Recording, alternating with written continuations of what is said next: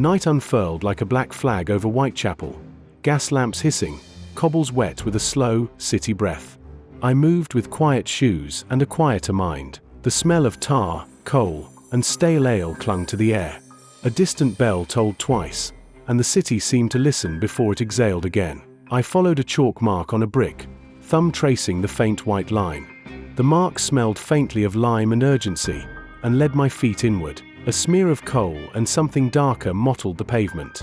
I stooped and felt the chill of the stone against my palms, the city pressing in around me. Time, the old thief, had left traces, a scuffed boot print, a frayed sleeve thread, and a quiet urgency in the night air.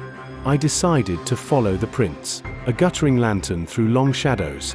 Somewhere a cello hummed low beneath conversation. The city kept its secrets close, but a whisper suggested the alley ahead. At the alley's mouth, the world narrowed. A shape lay half hidden beneath a tarpaulin. When I drew it back, I met the terrible stillness of a life gone cold. She was small, face pale beneath a bonnet. My gloved fingers brushed the damp collar. A faint scent of lavender beneath the iron tang that told of a recent struggle. A handkerchief slid from her fist, embroidered with a single initial and a tiny floral stitch. Small things, a name, a neighborhood, a life compressed to a scrap. A copper coin lay wet in the gutter, not hers. Nearby, a brass button stamped with a crest had been prized free.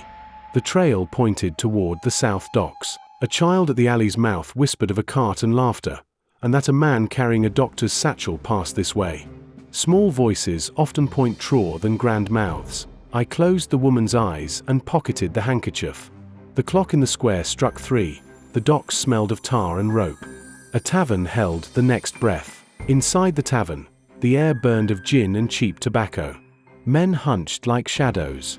The barmaid's face was fleet with stories and truth in equal measure. She said a man in a dark coat lingered near the back, clutching a leather satchel that smelled faintly of antiseptic and river mud. He left toward the water. An old coachman at the bar swore he heard a cart scrape and a whetstone ring as though metal was being honed. He remembered a torn cuff and a flash of a surgeon's glove. A torn pamphlet from a medical college lay forgotten on a table.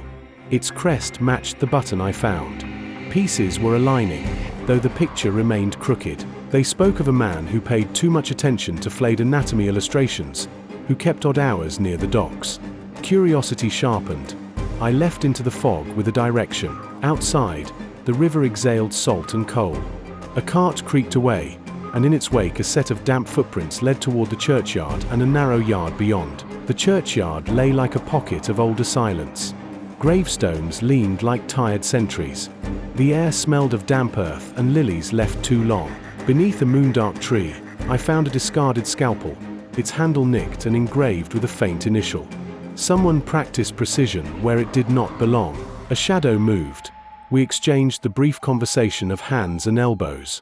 He ran. I followed. Fog swallowed sound into a single, long breath of pursuit. The man stumbled and dropped a locket. Inside, a cabinet photograph of a woman and the tiny carved symbol of a chapel. The name on the back was a lodging house. He slipped away into a narrow yard, leaving the locket and a new trace. The lodging house named in faded script promised answers at first light. For now, the night held its breath. I kept watch in a doorway, rain making lace on my coat, listening for anything beyond the river's steady murmur. Dawn would pry secrets loose if I waited long enough. Dawn tore like a curtain. Pale light found the lodging house doorstep and revealed a name scrawled on a brass plate. I knocked and counted the slow seconds. The keeper answered with tired eyes. He knew the woman in the photograph and the man who came at night with a satchel. His hands trembled when I mentioned the scalpel. Under careful questions, the keeper confessed. Men came looking to buy bodies, and one paid extra to supply the medical men. Money and hunger make strange partners. I produced the locket, the button, and the pamphlet. The keeper's face folded like old paper. He named an undertaker and a surgeon who worked late at the quay. By 9, the constables took 2 men in a stable lane, one with a satchel, one with a cart. The city sighed as handcuffs clicked. A small justice on damp cobbles. I watched them go and thought about how the city keeps its wounds hidden, then stitches them in private. Whitechapel sleeps for now, but the night teaches fast and never forgets. Please like and subscribe.